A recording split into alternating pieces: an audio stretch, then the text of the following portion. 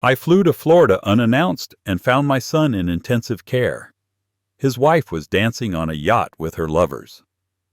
I froze her $350,000, and an hour later, 4 police cars pulled up to her house. But for what, exactly? My name is Harold Thomas. I am 71 years old, a retired civil engineer, a widower, and a grandfather to a 6-year-old named Lily who draws me lopsided hearts on every card she makes. I live in a small house that I know like the lines on my hands. I keep my wife's old teacup by the sink and my toolbox by the back door.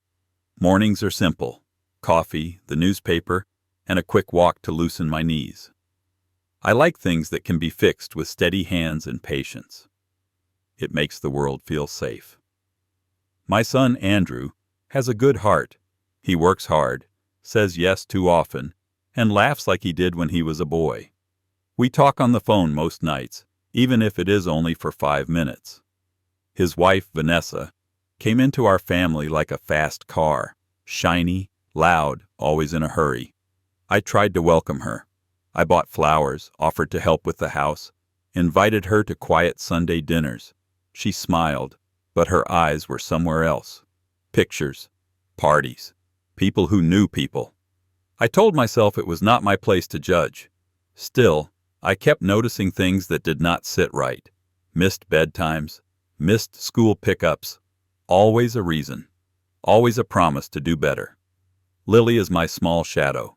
I pick her up when I can, and we make pancakes shaped like stars. She tells me honest things in the back seat of my car. Mommy goes out at night. Mommy says the boat is fun. She says it like a child who wants to be heard, not to complain. I keep a clean backpack for her by my front door with a toothbrush, pajamas, and a spare pair of shoes, just in case. Maybe that sounds dramatic. I told myself I was being careful, not suspicious, but a voice in my head kept whispering, "Pay attention." I did not know it yet, but that quiet voice was right, and I was about to need every bit of calm and common sense I had. At 7:10 on a Tuesday morning, the phone rang. A nurse from Fort Lauderdale spoke in a steady voice. "Mr. Thomas, your son Andrew is here. He is in the intensive care unit. We need the name of the person who can make medical decisions for him." That last part hit me hard. Medical decisions. Years ago, when Andrew married Vanessa, I had pushed for papers that named someone to speak for him if he could not. That someone was her. I remember thinking then, this is a safety belt. Now it felt like a locked door with the key in the wrong pocket. I did not argue or ask many questions on the phone. Time felt thin. I grabbed my small suitcase, tossed in 2 shirts, my shaving kit, and my phone charger. The coffee on my counter was still steaming when I shut the door. On the way to the airport, I called Vanessa. No answer. I tried again and again, straight to voicemail. I told myself her battery was dead. I told myself she was driving. A quieter voice said, "She simply does not care." I took the first flight to Florida and rode a taxi straight to the hospital. The hallways smelled like disinfectant and metal. Machines hummed. I found Andrew in a room where the lights were low and the beeping was slow and regular. He was pale and still. A clear tube helped him breathe. A nurse explained it simply. "He has a dangerous infection. His appendix burst. It poisoned his blood. He was in pain for hours." My hands gripped the rail of the bed. "Who brought him in?" I asked. "A neighbor found him on the floor and called an ambulance," she said. "It was not his wife." I stepped into the hallway and tried Vanessa again. Nothing. I called the neighbor who had helped. She was shaken but kind. She said the door was unlocked and Andrew could not stand. She said she had never seen him like that. Then I called Lily's caregiver to make sure my granddaughter was safe. The young woman sounded tired. "I do not work there anymore," she said. "I left last week. Too many late nights.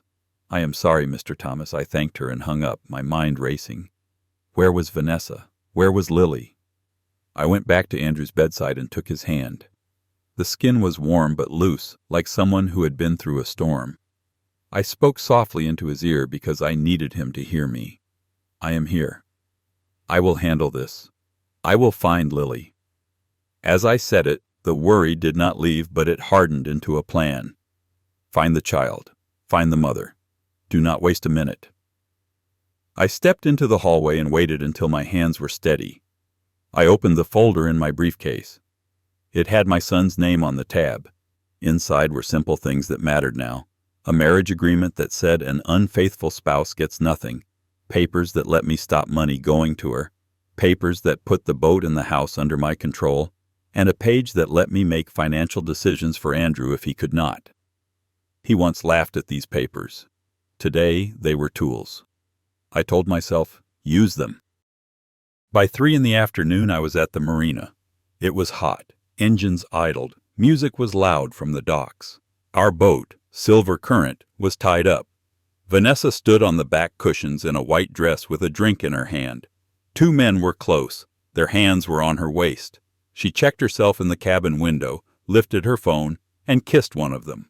I looked at the boat's slip number and the time on my watch. I did not speak to her. I took clear photos and a short video. I saved them. I walked back to the parking lot. Next steps were simple. Cut off the money, find the child, and move fast. Back in my rental car, I shut the door and turned the air conditioner to low. I needed a clear head. One thought kept repeating. Stop the money before she moves it. I called the bank's main number on the back of my card. When a man answered, I kept it simple. My name is Harold Thomas. I handle my son's family money when he is very sick. He is in the intensive care unit right now. Stop any transfer going to his wife. Do it immediately. He said there was a large transfer scheduled for today. $350,000. Block it now, I said. No speeches, no stories. Call the hospital to confirm he cannot speak for himself. I can email the signed papers that allow me to act. I will send you photographs as well. He put me on hold. I watched the marina gate in my side mirror and checked the time. Every minute mattered. If she was already moving the money, I had to be faster. He came back with a different tone. The $350,000 is frozen. There were 2 attempts to move it since 1 p.m. One was a bank wire inside the country to someone handling a property sale. The other was an attempt to send money overseas to a bank in Nassau, in the Bahamas. So that was the plan. Get it out of reach. She was moving quickly. I had to move quicker. Send your fraud team the photographs I am emailing you, I said. They show her on our boat this afternoon with 2 men, while my son is in the hospital. Put a hard stop on every transfer. Nothing leaves without me saying yes. If anyone calls pretending to be my son, do not release a single dollar. I want a text message for every attempt, understood, he said. I pressed send on the emails and watched the progress bar crawl across the screen. When the last file went through, I said, "Thank you," and I hung up. Then I called the Department of Children and Families. "My granddaughter," I said. "She is 6 years old." "I do not know where she is. Her father is in the intensive care unit. Her mother is on a boat with 2 men. The woman on the line stayed calm. She asked for names, addresses, and times. I gave her everything I had.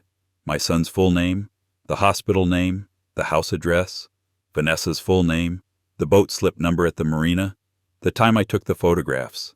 She said, 'We are sending a team. Stay nearby. Do not go inside the house.' I drove to my son's street and parked 2 houses away. I kept the engine off so I could hear. The afternoon heat pushed through the windshield. I watched the front door and the driveway. My thoughts were plain and steady. Do not knock. Do not argue. Let the officials do their job. If Lily comes out, step in fast and say your name. Keep your phone ready. The front door opened. Vanessa stepped out in the white dress from the boat. No child with her. She went to the mailbox and pulled out a thick, certified letter from my lawyer. She did not read it. She ripped it in half, tossed it in the bin, and went back inside.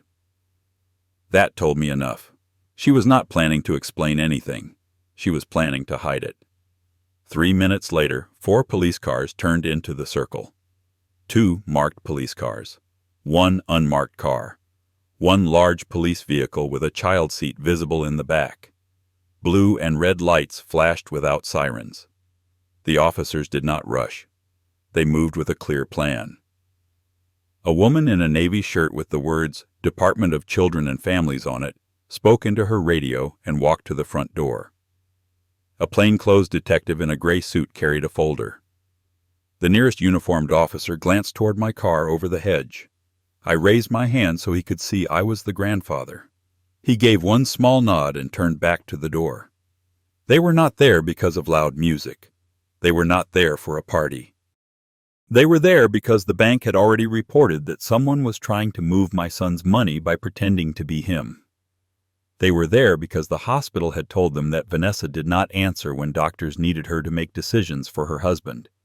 They were there because a neighbor had sent the Child Protection Office a video from the week before. Lily, barefoot, ringing a doorbell near midnight, whispering that her mother had gone out. The boat smelled strange, and she was scared. They came to protect a child and to stop a theft. They came to protect my legacy and my true family. I'll do everything for my son and my granddaughter. But before we continue, please subscribe to the channel and write in the comments what time it is where you are now. Vanessa opened the door like she could stare the law off her porch. First she smiled, wide and fake. Then her voice wobbled and she tried to cry. When that did not work, she raised her voice and waved her hands. "Where is Lily?" the woman from the Department of Children and Families asked. "She is with a friend," Vanessa said. "What friend?" the woman asked. Vanessa looked past them, like the name would fall from the sky. "I cannot remember," she said. The detective spoke in a flat tone. He held up the papers I had given them, the simple wedding papers she signed, the ones that said I could act when my son was too sick to speak, and that cheating meant no more money. He set my printed photographs on the entry table.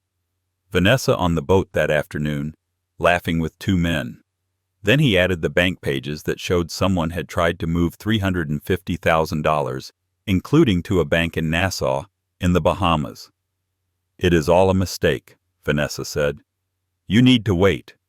I have to fix my makeup."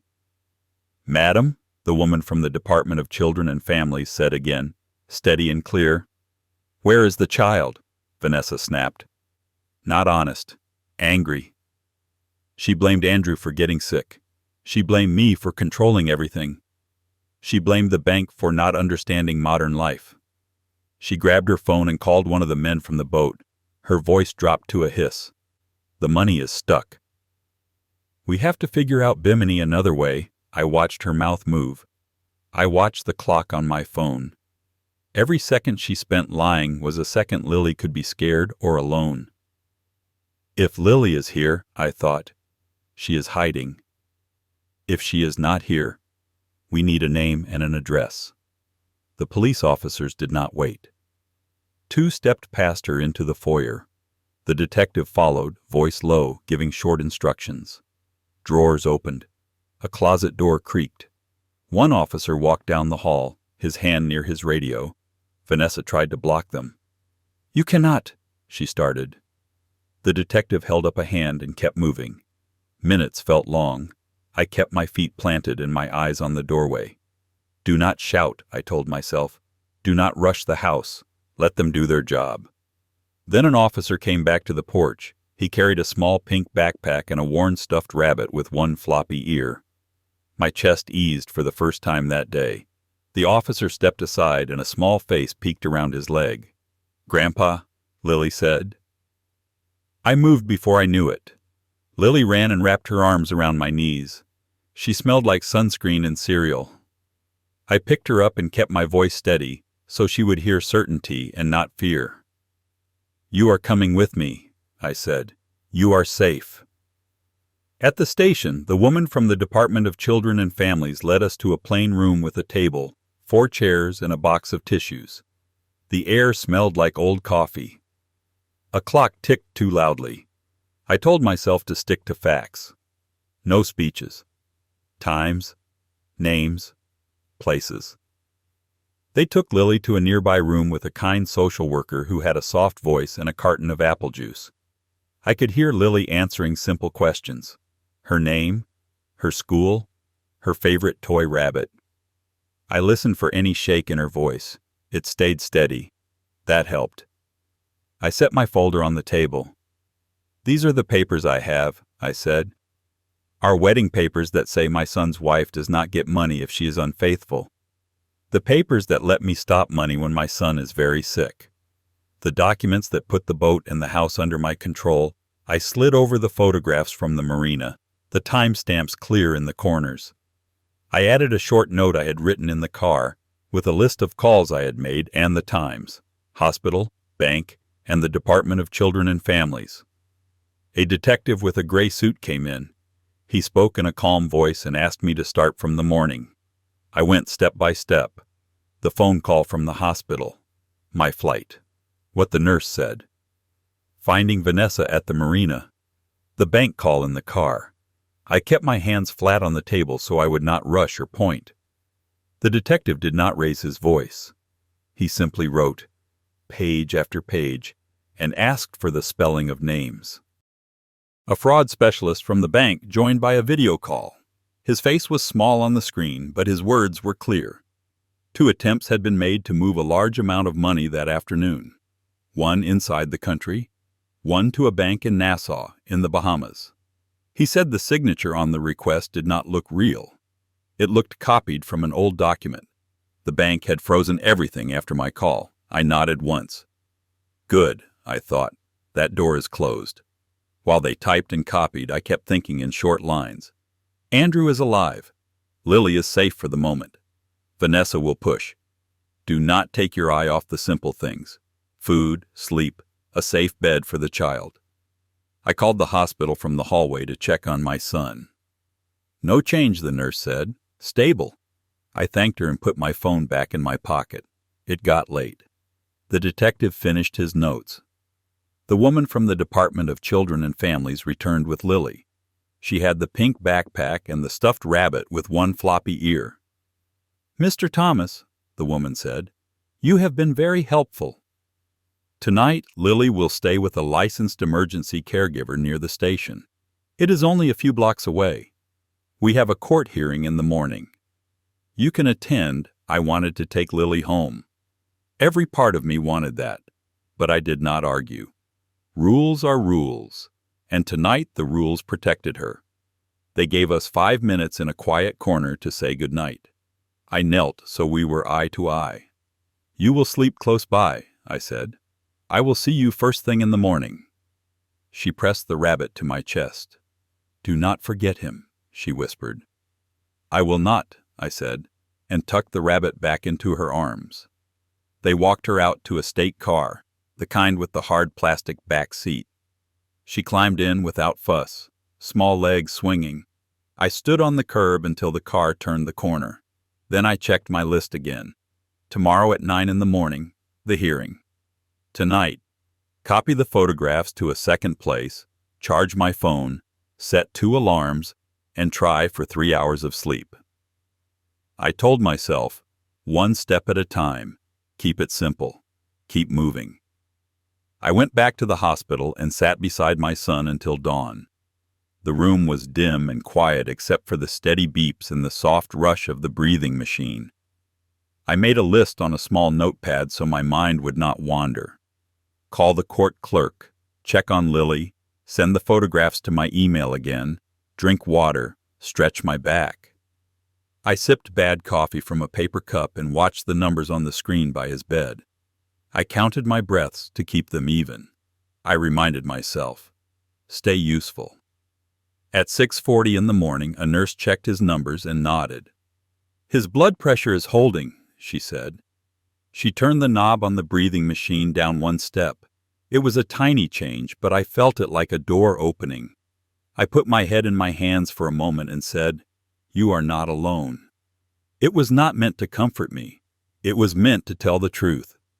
He was not alone when he was 12 and fell from the ramp at the skate park. I held his arm in the back seat and told him to look at me, not the bone. He was not alone when he was 23 and his first business failed. I sat with him at the kitchen table and made a simple plan. Pay what you can, call who you owe, sleep, try again. He was not alone now. I would sit, eat, and breathe, and let him borrow my steadiness until he had his own again. I washed my face in the family bathroom down the hall, called the hospital switchboard to leave a message for his doctor, and checked my phone charger.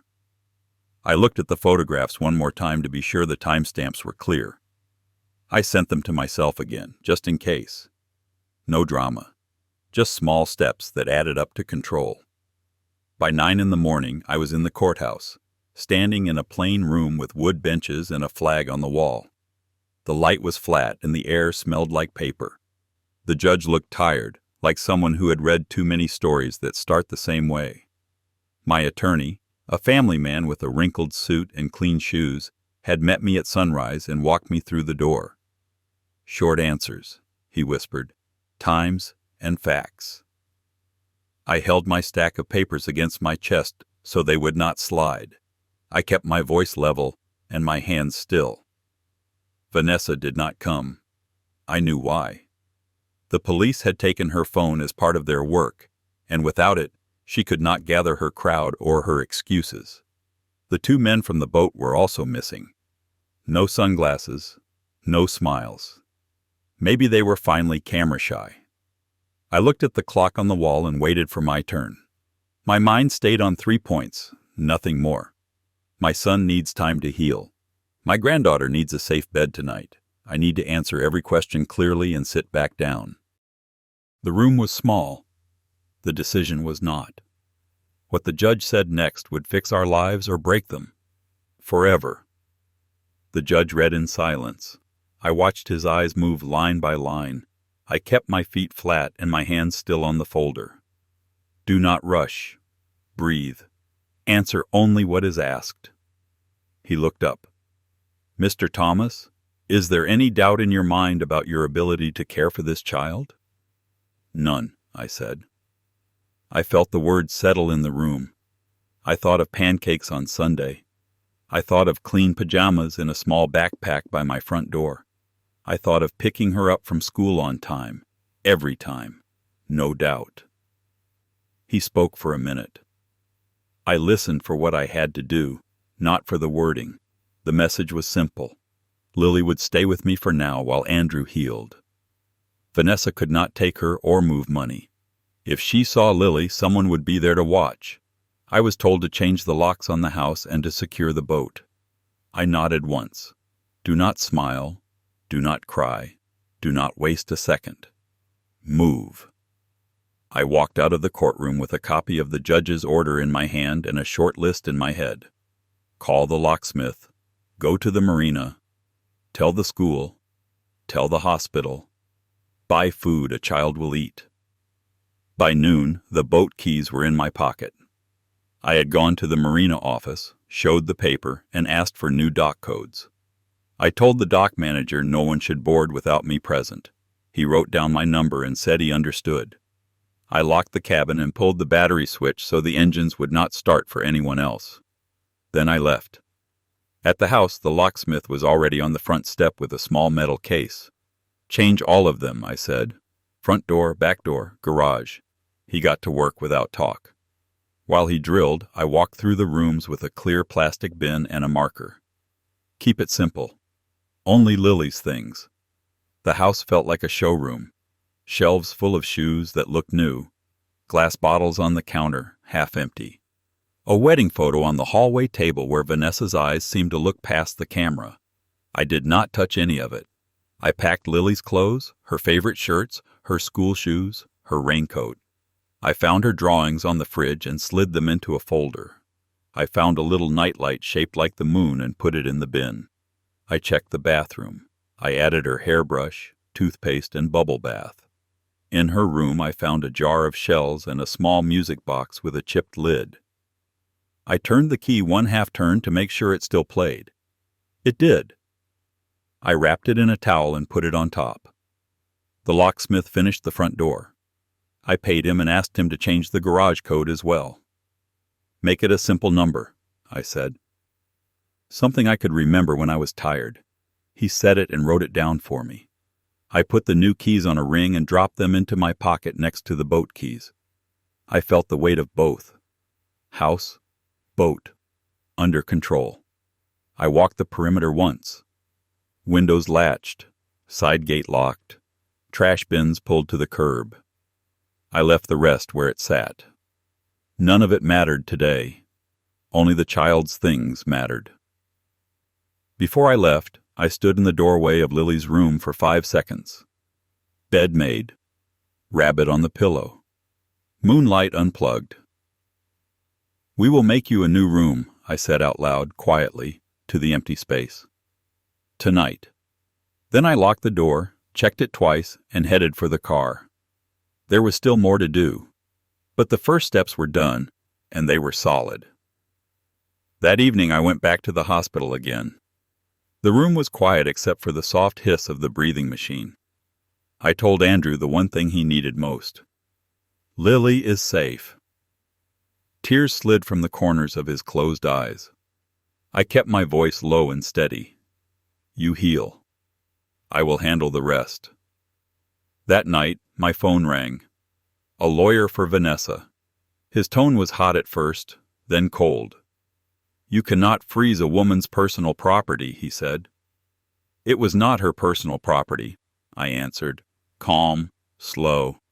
"It was my son's money. He is in the intensive care unit. He cannot speak. I am the person who decides during medical emergencies. She tried to send the money out of the country after she knew he was in the hospital. The bank saw it. The police and the Child Protection Office have the records. This call is noted." Silence. Paper shuffles. His voice changed. "We will be in touch." He called again later, softer now. "How quickly can Vanessa pick up her makeup bag for the hearing?" "She does not need to enter the house," I said. "She can buy what she needs at the courthouse shop." I ended the call. No more talk than needed. In the weeks that followed, the work did not stop. I sat by Andrew's bed and read the numbers on the screens like a clock. I kept a small notebook. Medicines, nurses' names, questions for the doctor. I played a recording of Lily reading a picture book. When he finally woke, he squeezed my hand and asked, "The machines?" I said, "They did their job. Now we do ours." I told him about Lily's new school. One teacher wore red shoes and drew smiley faces on homework. Lily liked her. I told him dinners were simple. Grilled chicken, rice, apple slices, and always on time. We made Saturday pancake day and Sunday library day. Small, steady things. They build a life. I told him the boat was up for sale with a serious buyer already lined up. The house was next. It would go to a family who wanted a home, not a photo set. I kept plans short and plain. Sell what pulls us down, keep what holds us up. As for the money, I did one last thing. I moved the $350,000 into an account in Lily's name where no one could touch it but her when she is grown. No speeches. Just a receipt and a copy for my file. There were still hearings ahead. There were still calls I did not answer. But the center of gravity had shifted. My son was awake. My granddaughter slept under my roof. The noise was outside now. Inside we had a schedule, a door that locked, and a plan that fit on one page. The day Vanessa stood before the court, she wore gray instead of white. Fraud. Pretending to be my son to move money. Neglecting a child. She did not look at me, and I did not look at her. The state showed the photographs from the boat anyway. By then everyone knew the shape of it. The men who had smiled beside her did not come. No one brought flowers. They had shown up for music, not for the bill. Courtrooms are quiet places where loud lives get measured. You hear the scratch of a pen, not a drumbeat. Choices add up there, not in speeches, but in dates and times and simple facts. I kept my hands on my folder and thought about the small things that had held us together. A neighbor opening a door at midnight. A nurse turning a knob one notch. A child telling the truth in a small voice. Andrew will have a scar. He will touch it when his stomach aches and remember that pain asks to be heard. He will say yes to help faster now. I will remind him that scars are maps. They show where you went wrong and how you found your way back. Lily sleeps with her stuffed rabbit and a nightlight shaped like the moon. Some nights she wakes and forgets where she is. She pads into my room and asks, "Are we safe?" I say, "Yes." Then I add what yes means. The doors are locked. The smoke alarms work. I will walk you to school in the morning. Pancakes on Saturday. Library on Sunday. Safety is not a speech. It is a schedule you can hold in your hand. What were those 4 police cars for? They came to take back a child. They came to stop money that did not belong to her. They came to end an act that had gone on too long. They came because, for once, paper beat pretending. Signatures and dates were stronger than smiles and stories. And because a grandfather called paranoid and old-fashioned had taken a pen years ago and put his name where his love was. I do not dance on yachts. I sit on porches and oil hinges. I fix gates that sag and steps that wobble. I like things that last, bridges, routines, names that still mean what they meant. This time I built something you cannot see in a photograph. I built a line between show and care, between taking and keeping safe, between noise and the steady work of raising a child. I drew it with paper, with patience, and with my back to the door and my granddaughter behind me.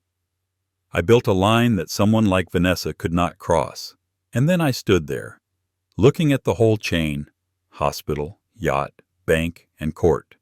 Did I make the right calls at each step? Where would you have done it differently? Please share your ideas in the comments below. My grandpa's words really happened. I believe him.